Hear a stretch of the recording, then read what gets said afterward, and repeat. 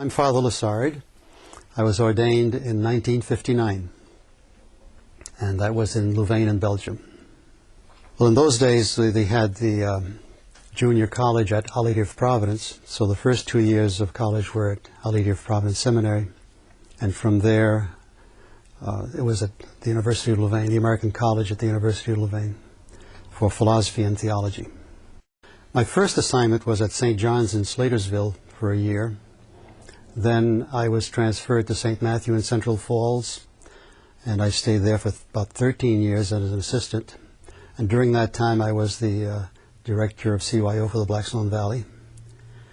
Then I went to St. Anne's in Woonsocket as pastor, stayed there for 15 years. During that time, I was named director of the Transitory Diaconate Program, which was an internship program for deacons who are becoming priests. I was then transferred to St. Matthew's, Central Falls again as pastor. And of course, as you know, that Central Falls Parish is merged, Holy Trinity, Notre Dame, and St. Matthew's. So I was part of that merge, then became a member of the team ministry there, and then again pastor of Holy Spirit Catholic Community until my retirement in 2004. Since then, I've been living and working and helping out here at St. Joseph's in North Scituate.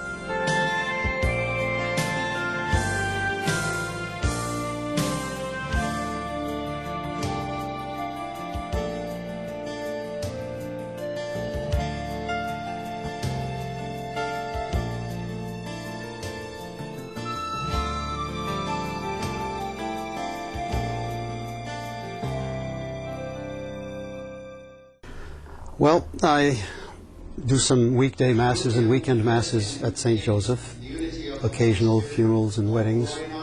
I also help out with seasonal confessions, Advent and Lent, both for the parish and for the religious education program and all of the classes. I'm involved with the youth ministry program here. I teach a 7th grade religious education class. Remember, confession is the sacrament of reconciliation, is a meeting with Christ through the priest and the church to ask God's forgiveness and to sort of get back on the road to try to do the best we can. And I still go back to St. Elizabeth Ann Seton Academy in Central Falls for 3 classes. If we're going to be responsible, we have to make use of... what's one of the magic words in that area? Yes. Absolutely. Respect.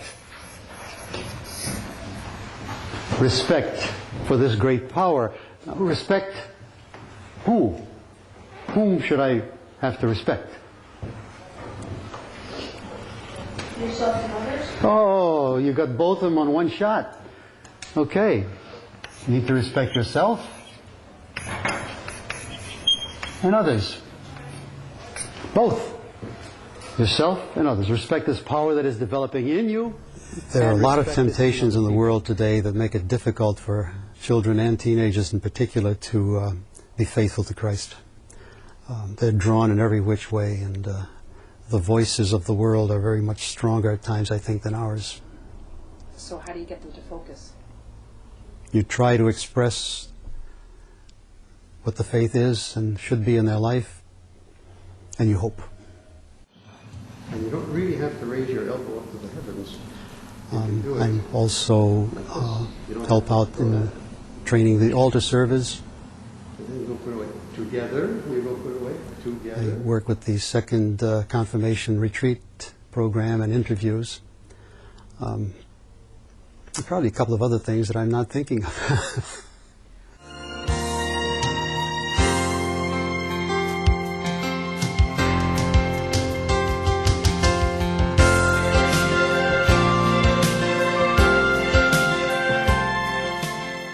Well, of course, I teach 4 classes a week, so there's preparation for that. That takes quite a bit of time. And, of course, the Mass preparations for the weekday and weekend Masses, homilies, and it probably takes the most time.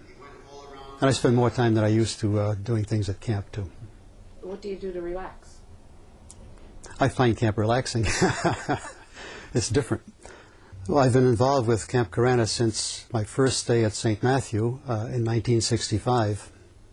Father Ronaldo de Gaduri, who was at St. Matthew, started the camp in 1937, and so it has a long history working through St. Matthew in Central Falls. So I'm still heavily involved with that. Well, we have a resident camp where we can take 57 to 60 young people, and that's for 4 weeks. 2 weeks for boys, 2 weeks for girls.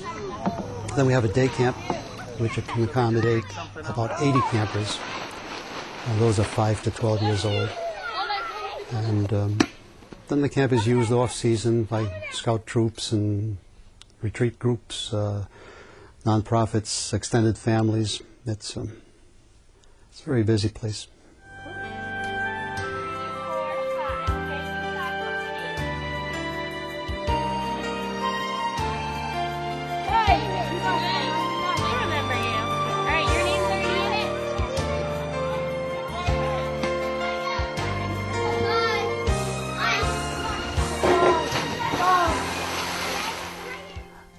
I think without doubt my biggest challenge was in Central Falls when we worked together to merge the 3 parishes, and then worked for 7 years afterwards to try to help people from 3 parishes and the large Hispanic community come together as a single community. It was very challenging. The people are used to their parish.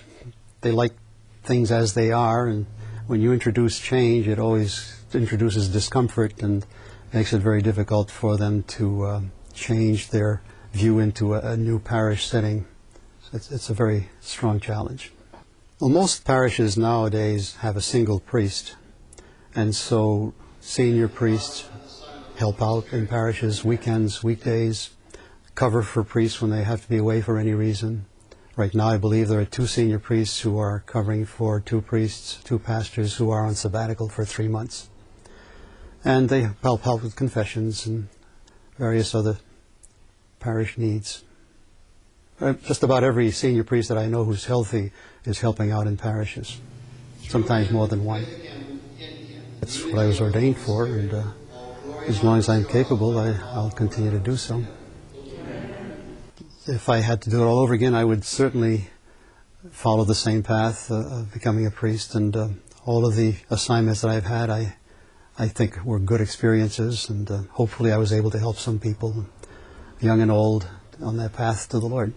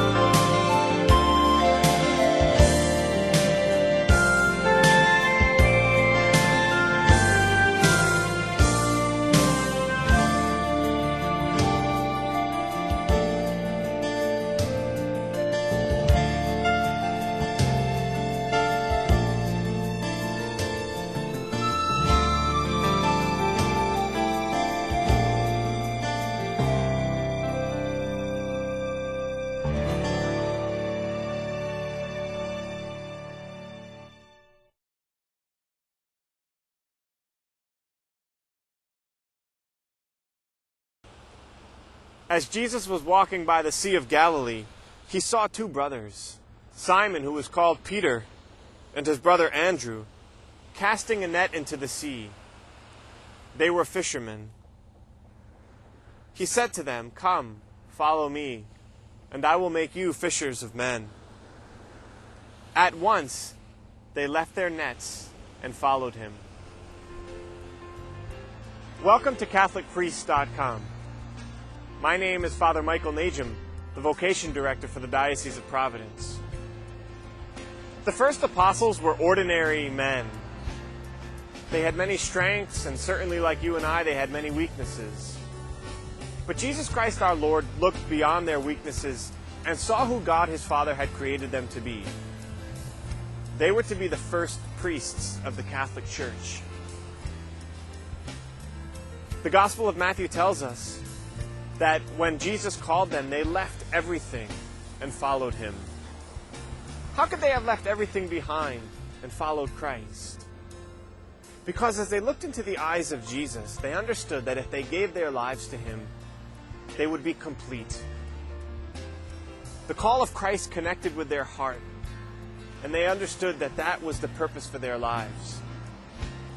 My friend, do you believe that God has a plan for your life? I believe that God has a plan for your life. If you're a man who's discerning the priesthood, and you've come to this website today to find information and hopefully inspiration, I invite you to explore the website, to read the stories of our priests, our seminarians.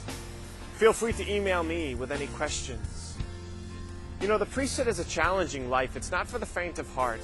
You have to be willing to love. You have to be willing to sacrifice, to give your life to Christ and to the people whom God is calling you to serve.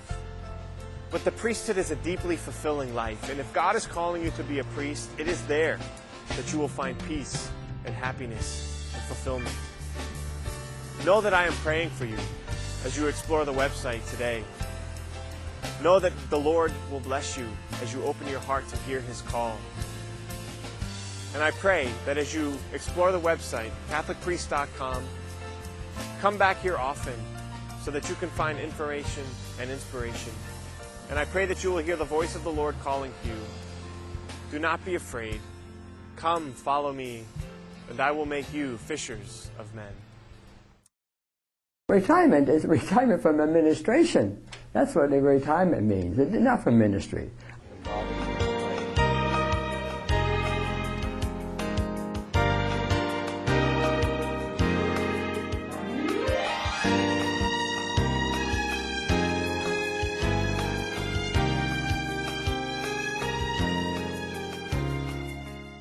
When I was first invited to make this presentation, I thought to myself, there are so many others who have done some wonderful work in their retirement, and I would really like to say that there are several men who could be sitting right here where I am this morning saying what they do, because I'm only one out of probably 40 or 45 retired priests who are still doing some wonderful active work in the diocese. They're called upon to celebrate funerals. Many of them have regular assigned weekends that they celebrate liturgy in various parishes on a regular basis. Many of them are still very active in parish life. They're called upon. The difference is that many of them live at the retirement home or live in other facilities. I'm fortunate to be here in a rectory, and there are a few of us who are in rectories, but most of them operate out of the retirement center or from their own homes, and they're not quite as close to the parishes as we are, who are living in a parish setting.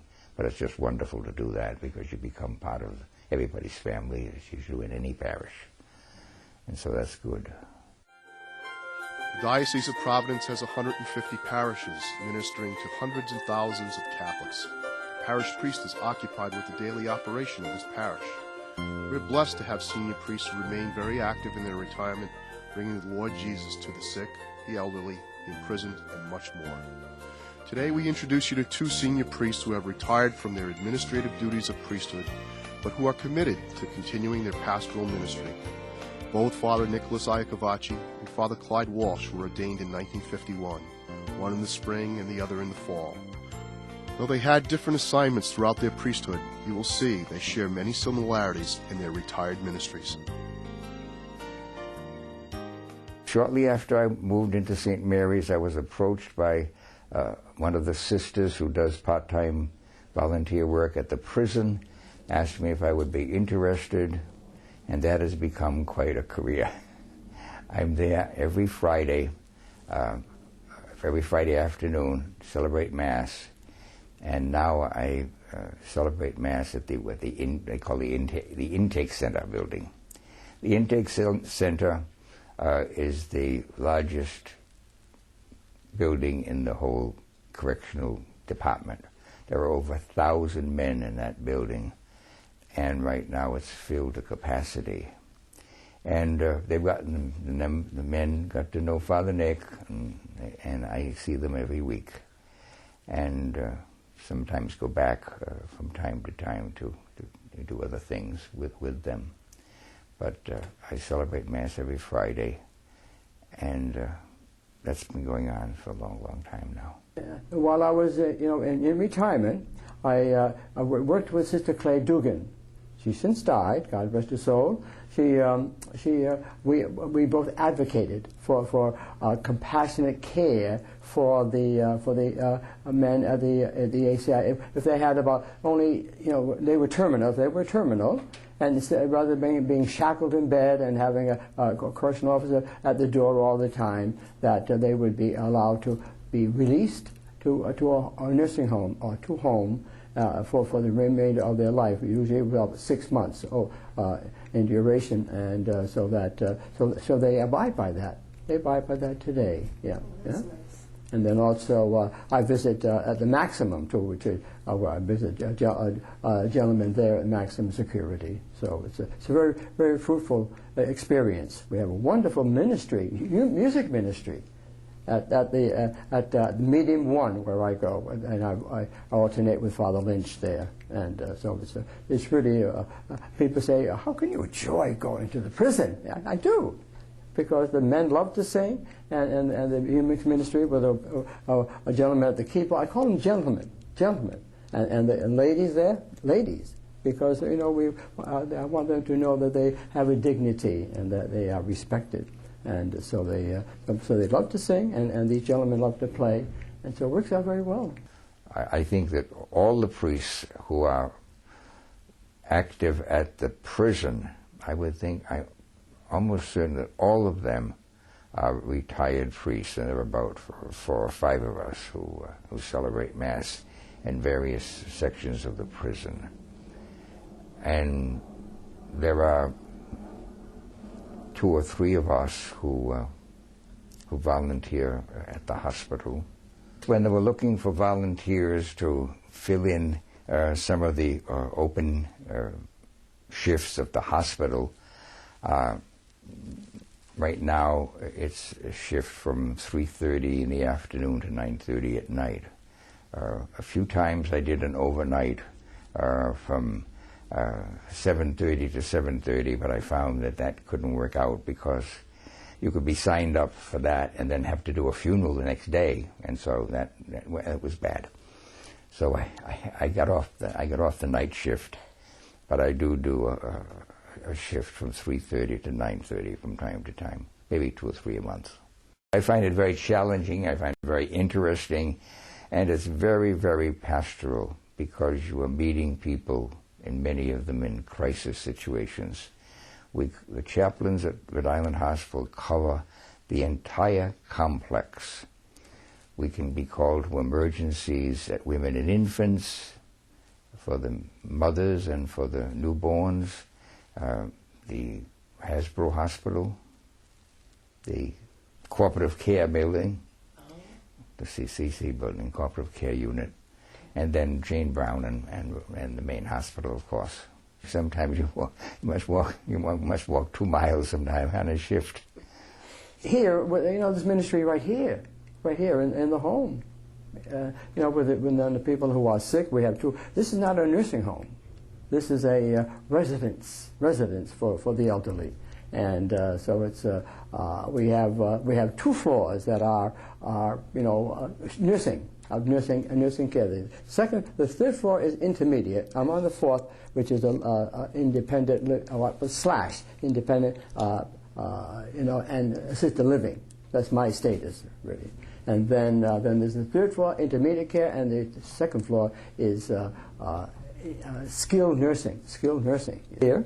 So it's getting to be available to them. for the need, but just to be a fellow resident here.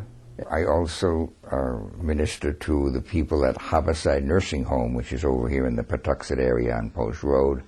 A typical day, either Father Gagne and I celebrate Mass at 7 o'clock in the morning.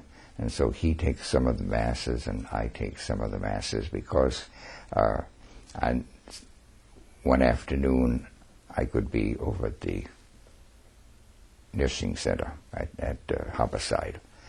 And we have Masses for the children. He has Masses for the school Masses, we call them. And so if he has a school Mass, I might take the early morning Mass. And then there's the prison Mass on Fridays, and I often celebrate funerals when he's not able to do that. I celebrate a lot of funerals.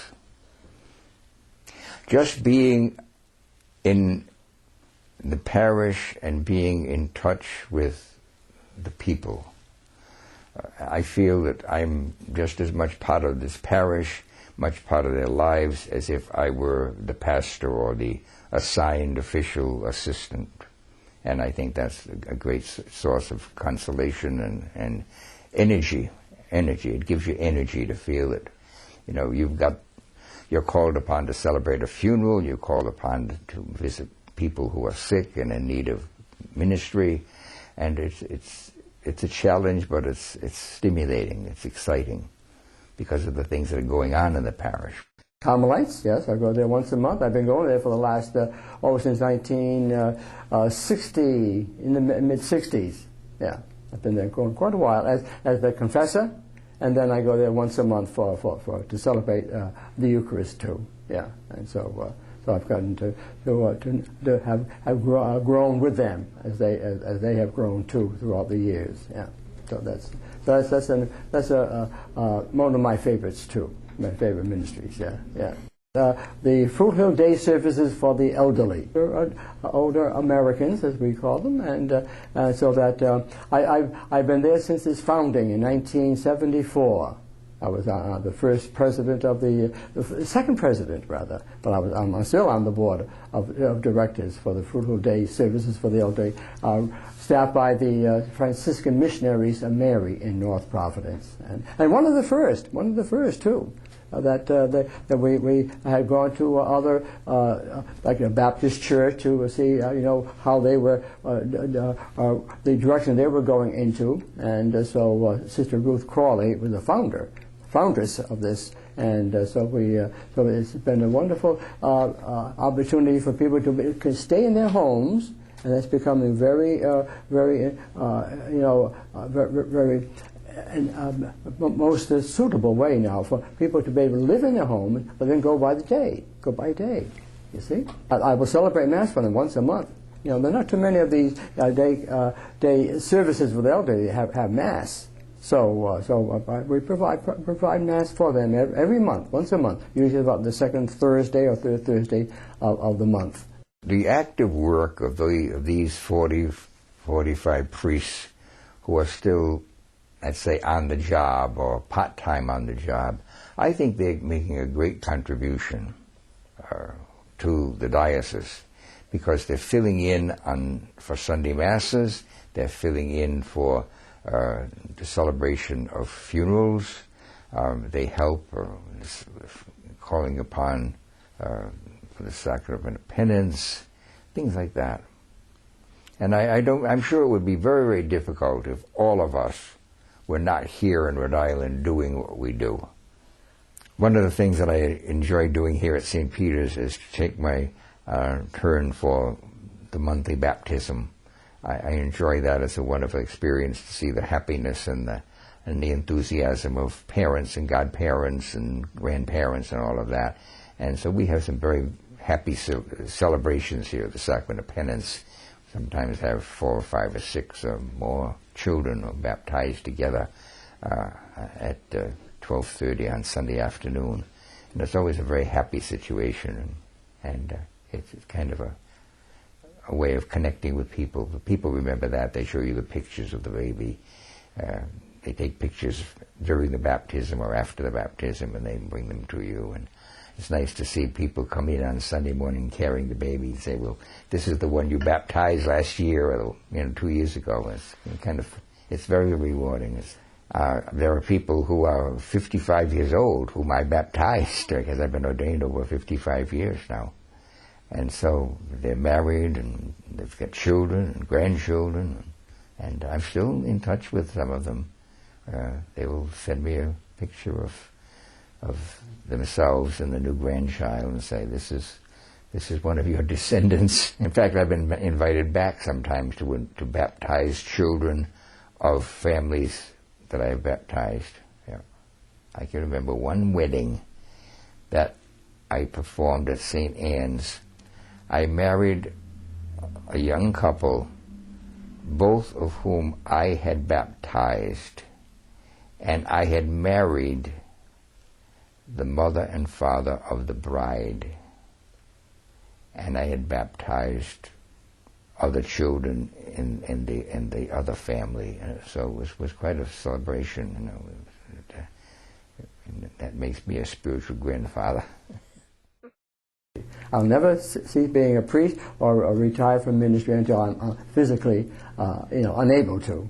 But in the meantime, I'm able to. I can drive. I still drive. I drive at night, and so that there's nothing preventing me from continuing ministry there or there's or in any other place. I still go to visit people in the hospitals and nursing homes too. Beyond this nursing facility here in the second and third floor. Well, my love of people.